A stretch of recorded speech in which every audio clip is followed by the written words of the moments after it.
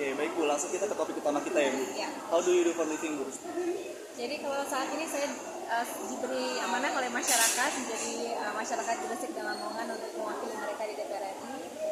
Jadi saat ini saya sebagai anggota DPR RI di Komisi 7 yang membidangi sektor energi, riset inovasi dan juga industri. Dan kebetulan kalau relevansinya dengan TKN, tim kampanye nasional, saya diberi amanah sebagai wakil komandan FANKA dan juga juru bicara, jadi merangkap. Oke, baik, terima kasih. Dan kita langsung ke pertanyaan selanjutnya. Bagaimana Ibu mengawali karir Ibu dari awal itu Bu? Ini ceritanya panjang sebetulnya, tapi pada intinya saya dulu itu memang pindah-pindah ke beberapa negara, kebetulan karena pekerjaan orang tua saya, hingga kemudian menempuh S1, pendidikan S1 dan juga S2. Jadi S1 waktu itu di University of Manchester, ngambil Economics and Sociology, lalu kemudian sempat kuliah beberapa bulan di Harvard juga, sebelum kemudian melanjutkan studi S2 dengan beasiswa LPDP di Imperial College London, ngambil Environmental Technology. Dan dari situ saya berkeyakinan karena dibiayai negara, mempunyai tanggung jawab yang sangat luar biasa untuk bisa kembali ke negara Indonesia dan mengabdikan diri secara full. Maka dengan saya kembali ke Indonesia, kebetulan mendirikan sebuah organisasi yang bergerak di bidang energi dan juga lingkungan. Kita bermitra dengan kementerian. Sebelum saya memutuskan, karena di titik itu saya menyadari bahwa untuk melakukan sebuah perubahan, saya harus masuk di dalam sebuah sistem. Saya harus memberanikan diri untuk masuk di politik dan melakukan berbagai macam perubahan di ranah itu.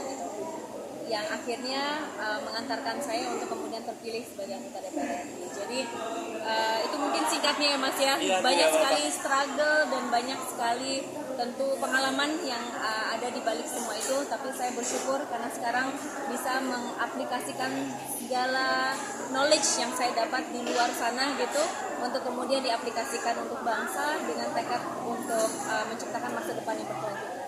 Oke, baik, kita ke pertanyaan selanjutnya Bu. Dari awal Ibu berkarir dan sampai sekarang, ada nggak sih pelajaran hidup pribadi Ibu yang bisa di-share kepada media? Ya tentu dalam menghadapi segala situasi kita harus percaya dengan kemampuan diri kita sendiri gitu ya, percaya bahwa kita mampu, dan kalaupun kita dalam posisi masih belum mengetahui bagaimana untuk bisa bukan hanya melangkah tapi how to solve a certain issue, kita harus belajar gitu. Jadi sebagai anak muda terkhususnya ya di dunia politik, kita harus sering belajar baik itu secara mungkin baca buku dan lain sebagainya, tapi selebihnya juga belajar dari para senior kita karena mereka mempunyai pengalaman yang sangat banyak gitu ya.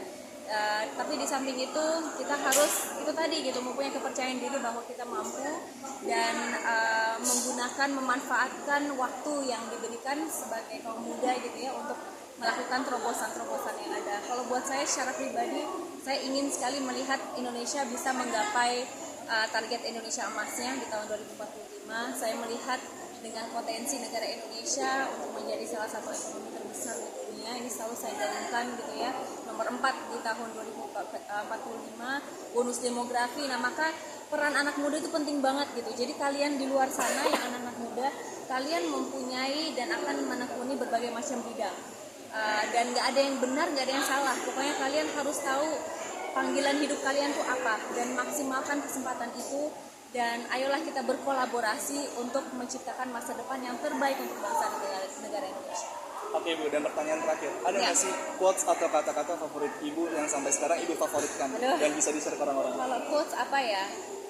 Live as if you were to die tomorrow and learn as if you were to live forever. Ini quote kalau nggak salah Mahatma Gandhi ya yang menyampaikan quote tersebut, dan itu betul-betul memberikan saya semangat karena ketika kita hidup seolah kita akan tidak ada lagi di kemudian hari, otomatis kita akan hidup dengan secara maksimal ya, melakukan semaksimal mungkin lah demi itu tadi pembangunan bangsa, atau mungkin secara personal kita merawat hubungan di dalam rumah tangga kita dengan orang-orang sekitar kita, teman-teman kita. Itu merupakan sesuatu hal yang jangan sampai kita lupakan.